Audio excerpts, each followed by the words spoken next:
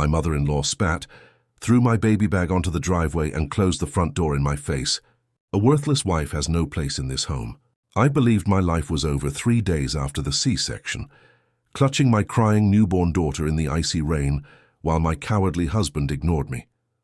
My in-laws felt they had taken away my future, my house, and my dignity. However, a black vehicle rolled into the driveway as I stood freezing on that pavement. With a sharp lawyer and an official folder in her hands, my mother emerged from the door without crying. "Actually, this isn't your house," the attorney remarked after pulling out the property deed. My mother-in-law's face went completely white.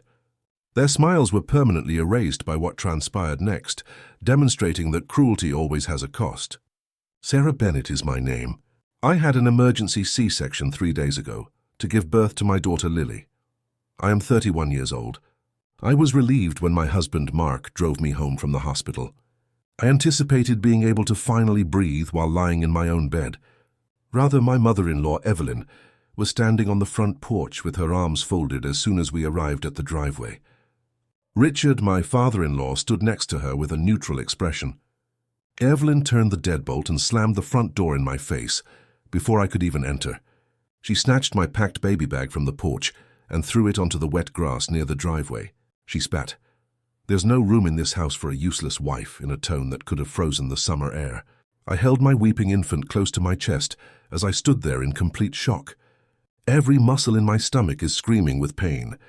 Evelyn insisted that I give her all of my maternity leave money right away in order to cover the cost of living with her. She concluded that my time was over when I refused to give up my one source of financial security. I stared at Mark, waiting for him to intervene to keep his wife and infant safe. But like a coward, he just looked down at his shoes, avoiding my gaze. They thought they had taken everything away from me. My future, my house, and my dignity.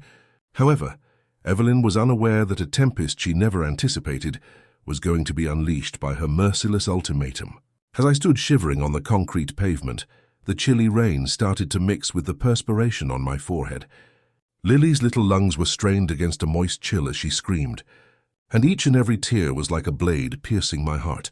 I tried to protect her small frame with my thin jacket by pressing her closer to my chest, but the physical pain from my new surgical stitches was getting unbearable.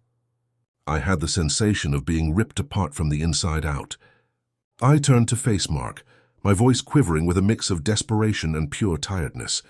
"Mark, please take action. Take a look at your daughter. She's freezing. We must enter." When Mark did look up, his eyes were devoid of both love and protection.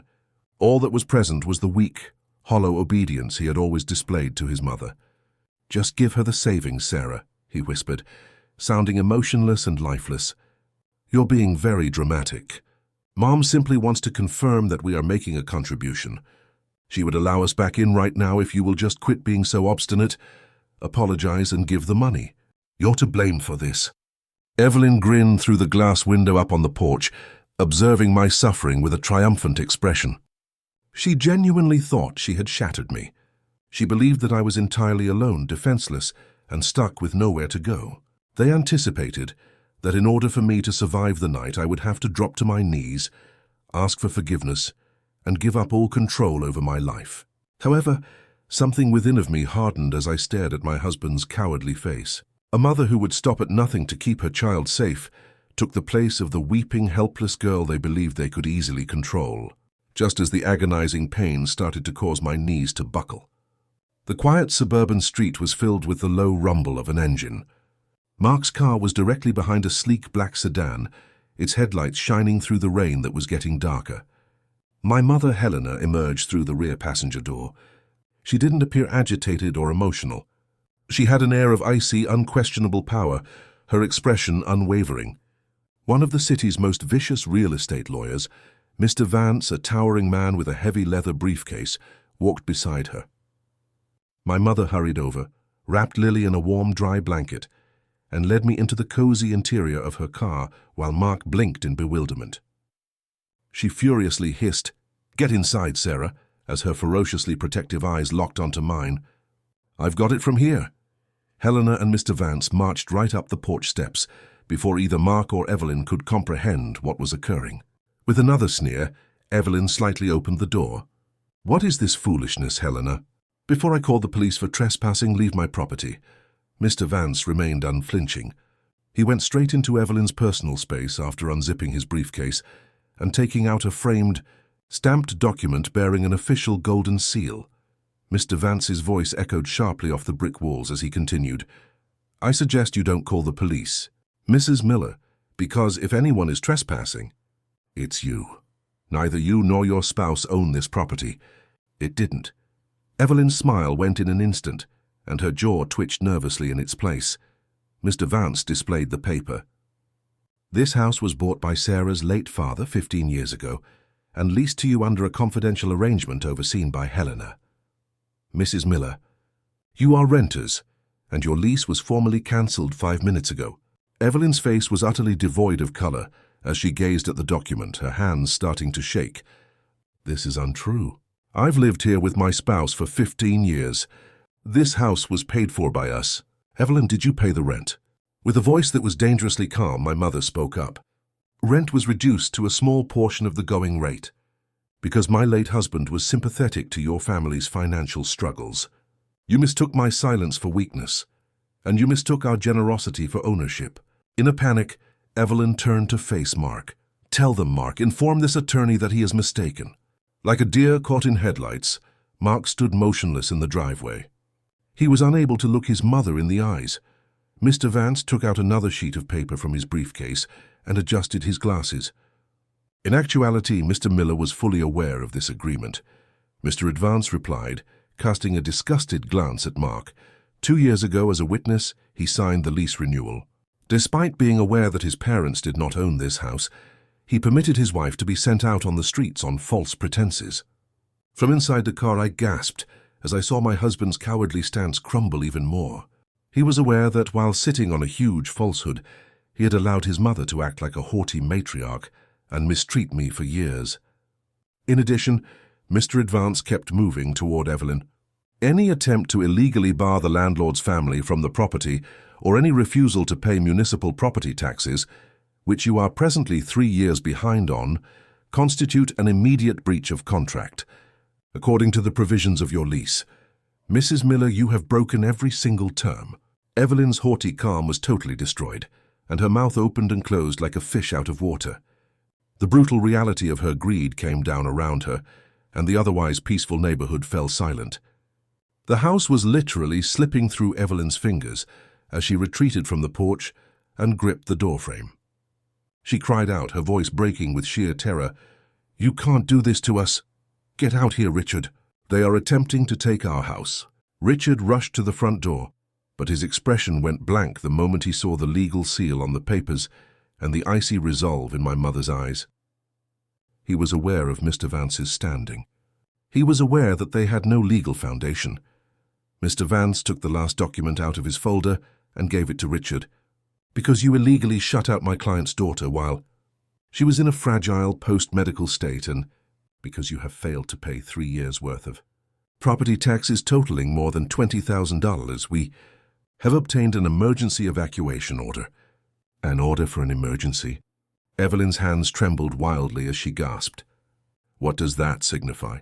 "It means, Mrs. Miller," Mr. Vance said, his tone becoming harsh and merciless, "you have precisely 24 hours to gather your personal stuff and turn in the keys.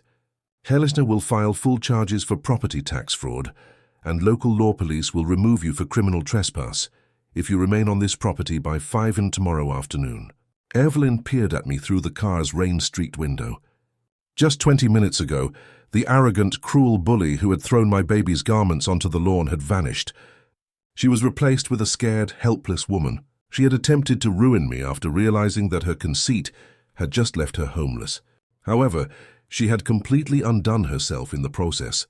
Mark and his parents were left standing under the porch light, frozen in complete terror, as my mother got back into the car, put it in drive, and we drove away. I never went back to that house, and I never stayed there again. I moved into a quiet, serene flat with Mr. Vance's assistance, and I paid for it all with my own money, the money Evelyn had been so desperate to take. I signed the paperwork to start the divorce process against Mark the very following morning.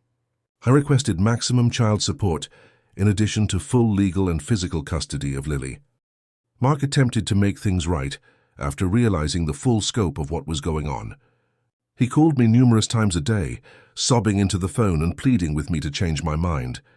He apologized for getting caught in the middle and said his parents couldn't afford a decent rental, so they were now staying in a small run-down motel, but I blocked his number. He was not caught in the crossfire. The moment he allowed his wife and newborn to freeze in the rain after surgery was something he had set aside. In order to make up for the years of unpaid debt his family owed my mother, Mark was compelled to give up his rights to any marital assets during the divorce settlement. The divorce was finalized in less than 6 months. After having to spend all of their funds to pay off their enormous tax burden, Evelyn and Richard moved into a dilapidated one-bedroom flat on the opposite side of town. There was nothing left for Mark, no family to hide behind, no savings, no house. I had regained all control over my life, my money, and the future of my kid. A year later, I feel a deep feeling of calm as I watch little Lily take her first steps across the hardwood floor in the sunlight living room of my new Carmel house. Although the agony of that chilly, rainy night seems like a faraway memory, I will always remember the lesson. The person who employs cruelty and dishonesty will always be betrayed. In an attempt to demonstrate her dominance, Evelyn threw me out like trash. Yet all she accomplished was reveal her own avarice and lose her place to live. Mark believed that remaining silent would keep him comfortable, but his timidity lost him both his daughter and his future. Although it wasn't simple, standing up for myself was the best choice I've ever made. I'm now interested in the person who heard my story. If you were in my position, how would you have responded? Have you ever had to confront poisonous in-laws? In order for me to track the progress of my story, please share your ideas in the comments section below, and let me know which city or nation you are viewing from. Remember to subscribe and like for more authentic stories. I appreciate you staying until the